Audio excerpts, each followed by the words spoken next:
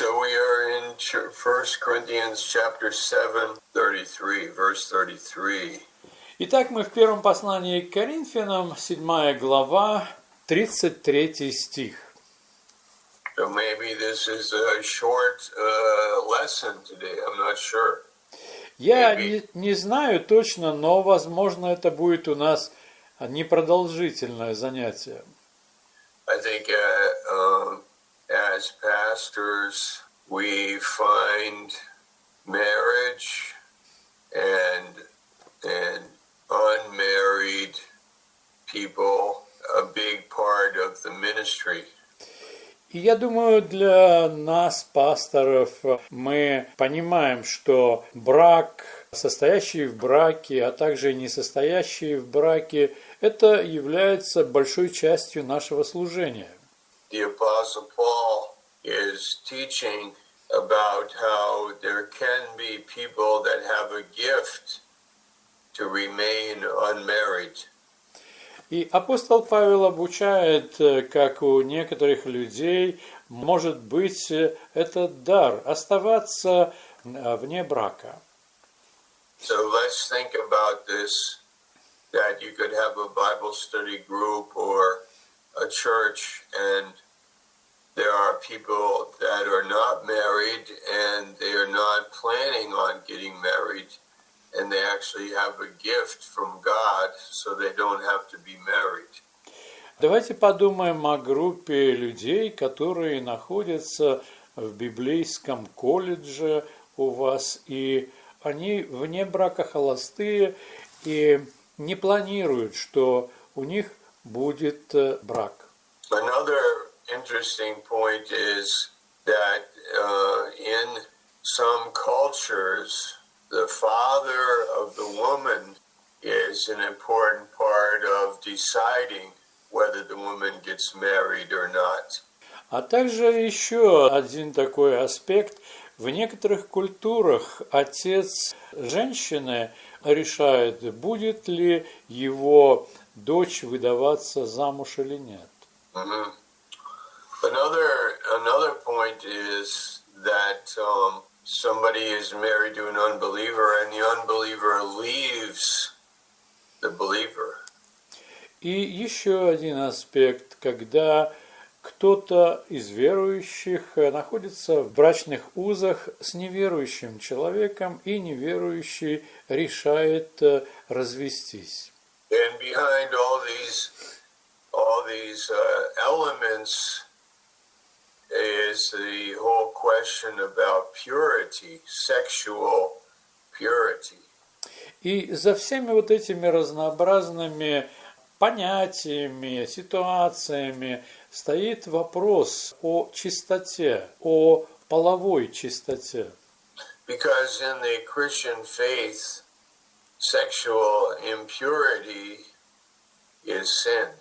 Потому что в христианской вере половая нечистота является грехом.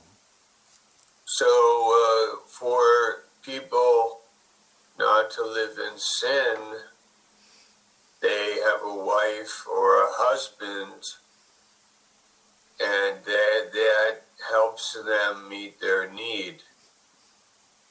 И поэтому для того, чтобы люди не жили в грехе, им необходимо, чтобы у них были муж или жена, если они имеют такую нужду. So we read that in 1 Corinthians chapter 7 in the beginning. Мы читаем об этом в первом послании к Коринфянам в 7 главе в начале. But Paul also makes the point that if you can live an unmarried life, that's better. Но Павел также указывает на то, что если вы можете жить холостой жизнью, то это лучше. So this discussion on this issue is in chapter 7. И таким образом дискуссия по этому вопросу находится в 7 главе. And the discussion about the father having a daughter that is a virgin and keeping her that way, or the father giving her away to get married, is at the end of chapter 7. А в конце 7 главы поднимается этот аспект, когда у отца есть дочь, и она девственница, и он ее или оставляет при себе девственницей, или же отдает в брак. Let's look at verse 32.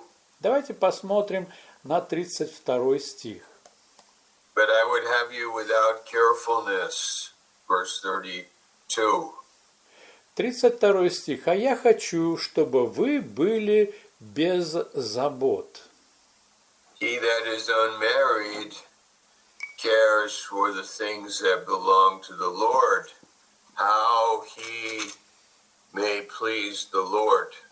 Неженатый заботится о Господнем, как угодить Господу. But there's another possibility not written there. Но есть и другая возможность, которая здесь не записана. And that is that my wife who is married to me, that she wants me to please the Lord. Моя жена замужем за мною, и она желает, чтобы я угождал Богу. Sometimes a Christian married, his wife wants him to please her. But the other possibility is that she doesn't want that, but she wants her husband to please the Lord. Итак, иногда в браке может возникнуть такая ситуация, когда в одном случае жена желает, чтобы муж угождал ей, а в другом случае жена желает, чтобы муж угождал Господу. I think Pastor John and Diane Post are a good example of a married couple that both of them want to please the Lord. Я думаю, что пастор Джон и его супруга Дайан оба в этом браке хотят угождать Богу. And that's a beautiful marriage. И это замечательный брак. But sometimes marriages are not like that. Но иногда браки такие не бывают. So we should realize who we marry. We should know that person and see them tested and what their philosophy of life is about, and understand who I am marrying, because I may be marrying a mission field. Instead of going to a mission field, I end up marrying a mission field. Прежде чем войти в супружеские отношения, необходимо знать, кто мой партнер по браку, потому что может оказаться, что я буду жениться или выходить замуж за миссионерское поле, то есть моя супруга будет миссионерским полем, вместо того, чтобы отправляться на миссионерское поле. So it's the same the other way too, that the woman wants to serve the Lord, but she married a man and he wants his wife to serve him. И может быть ситуация другого характера, когда жена замужем за супругом, и он не хочет, чтобы она служила Господу, но служила ему. So verse 34. 34 стих. There is a difference also between a wife and a virgin. The unmarried woman cares for the things of the Lord, that she may be holy, both in body and in spirit. But she that is married cares for the things of the world, how she may please her husband.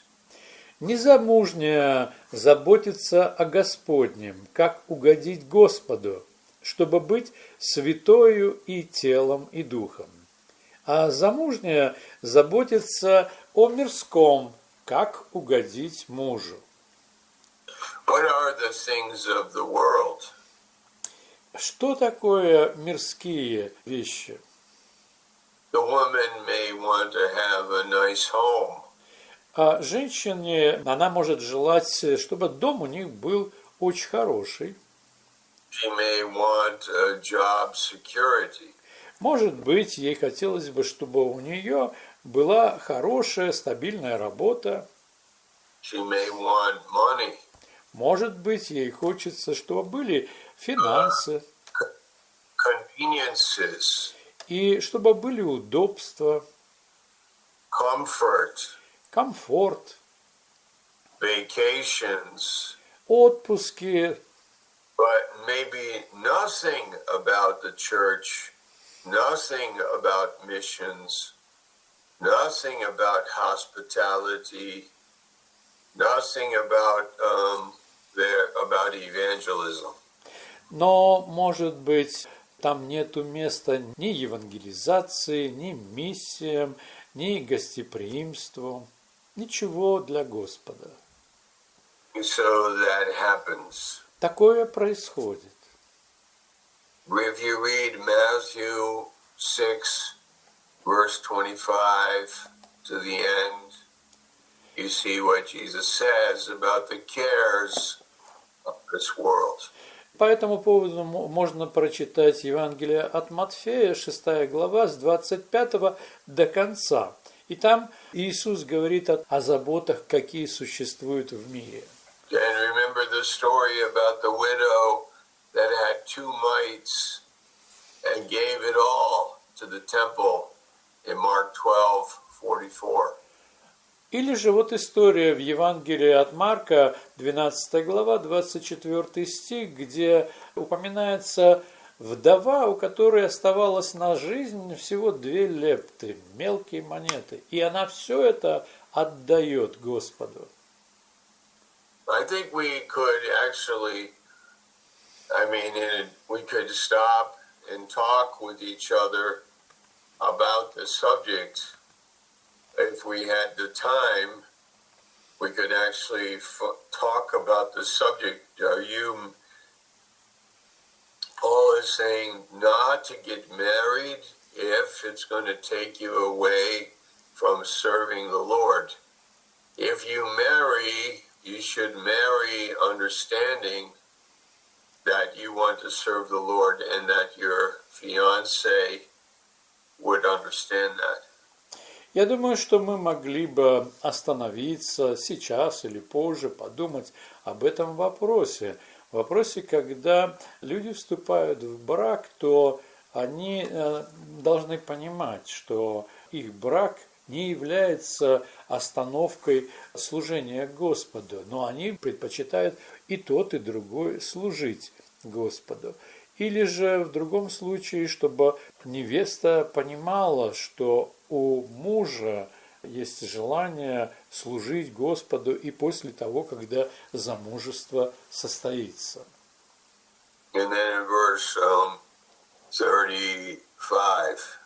35 стих. And this I speak for your own profit, not that I may cast a snare upon you, but for that which is comely, and that you may attend upon the Lord without distraction. Говорю это для вашей же пользы, не с тем, чтобы наложить на вас узы, но чтобы вы благочинно и непрестанно служили Господу без развлечения, отвлечения. You know, this is good that Paul does not want to trouble them. He doesn't want to trap them. He doesn't want to he doesn't want to produce problems by his teaching. И здесь нужно посмотреть внимательно на то, что говорит Павел. Он не хочет, чтобы его учение привнесло бы какие-то сложности в брачные взаимоотношения. So verse 35, and that you may attend upon the Lord without distraction. Где говорится, чтобы вы могли служить Господу без отвлечения. And that he repeats reason why he's saying these things is that we would be able to worship and follow the Lord without being distracted by meeting the needs of the other spouse. Далее он также говорит о том, чтобы мы служили Господу, не встречая отвлечений в отношении нужд супруга или супруги. Now verse 36. 36 стих. But if any man thinks that he behaves himself uncomely toward his virgin, if she pass the flower of her age and needs so require, let him do what he will, he sins not, let them marry. Если же кто почитает неприличным для своей девицы то, что она, будучи в зрелом возрасте, оставалась так, то пусть делает, как хочет, не согрешит. Yeah. This is a difficult passage to translate. Это сложный отрывок для перевода. There's two possibilities. Тут имеется вполне возможно два направления. And one of them is that the virgin is actually referring to the father of the woman, the father not giving her away in marriage, the father not giving her away in marriage. И одним из таких направлений толкования может быть, что это говорится об отце, у которого имеется дочь, и он не желает отдавать ее в брак. Verse 37. 37. Nevertheless, he that standeth steadfast in his heart, having no necessity, but has power over his own will, and has so decreed in his heart that he will keep his virgin, does well. Но кто непоколебимо тверд в сердце своем, и не будучи стесняем нуждою, но будучи властен в своей воле, решился в сердце своем соблюдать свою деву, то хорошо поступает. What does it mean, keep his virgin? Что это означает соблюдать свою деву? It means the father is not giving his daughter away in marriage. Это обозначает, что отец не хочет отдать свою дочь в замужество. And we can imagine that situation. Мы можем представить такую ситуацию. The father could say, "No, I don't think you should get married." Отец мог бы сказать: нет, я не думаю, что тебе нужно вступать в брак. But which can be a good thing, but it could also be a problem if she doesn't have the gift to be unmarried. С одной стороны, такое могло бы быть положительным, хорошим направлением, но с другой стороны, может быть, у нее нет этого дара оставаться незамужней. Look at verse 38. 38 стих. So then he that gives her in marriage does well, but he that gives her not in marriage does better. Поэтому выдающий замуж свою девицу поступает хорошо, а не выдающий поступает лучше. I think many fathers don't think this way. Я думаю, что многие отцы так не думают. Like, I'm not giving my daughter away in marriage, and that's a better thing. Что я не буду выдавать в замужество свою дочь, и что это лучше. Of course, it would be better if she has the gift of celibacy. Yes. И, конечно же, было бы лучше, если бы у нее был такой дар целибата. Yeah, it would be better if she wants to remain single. Было бы лучше, если она желает оставаться незамужней. But some fathers, they worry about their daughters. They want their daughters to be married. They think that's normal, and she would be happy, and so on. But the question is, maybe she has the gift to be single.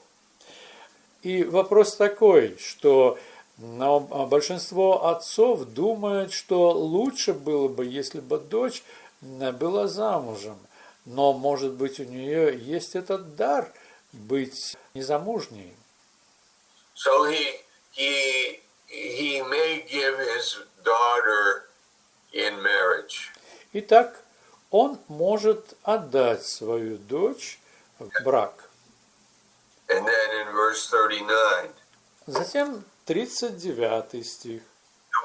the wife is bound by the law so long as her husband lives. But if her husband is dead, she is at liberty to be married to whom she will, only in the Lord. Жена связана законом, доколе жив ее муж. Если же муж ее умрет, свободно выйти за кого хочет, только в Господе. Another part of his counsel. Это еще одна часть этого совета. It would be interesting to write down and number how many pieces of counsel Paul gives on this subject. Было бы очень интересно и посчитать, и выписать все эти различные советы, и сколько их там по этому вопросу. So she is free to marry again if her husband died. She's free to marry again only in the Lord, like to be married with another believer. Only get married in the Lord. That means marrying another believer. Итак, если у женщины умирает муж, то она свободна выйти замуж за другого человека, но этот другой человек должен быть верующим. In verse 40. 40 стих.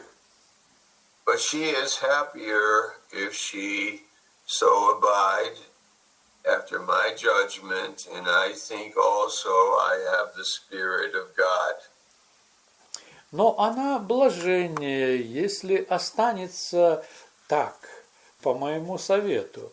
А думаю, и я имею Духа Божия. You know, the Apostle Paul would write and say, sometimes he would write, now what I am saying is my opinion, not the commandment of the Lord. Вы знаете и помните, что иногда апостол Павел в своих писаниях говорит о своих советах, это я сам говорю, а не Господь. And here he is giving his opinion, and then he qualifies the opinion by saying, I think I have the Spirit of God. This is my judgment, and I think I have the Spirit of God. А вот здесь мы с вами встречаем эту фразу, что он дает совет и говорит о том, что квалификация этого совета такова. Я имею Духа Божия. Amen. Аминь. Thank you, Pastor. That's it. Вот и все. It's a short class. It's next week we will do 1 Corinthians 8. Это было короткое занятие. На следующей неделе мы с вами начнем первое послание к Коринфянам, 8 глава.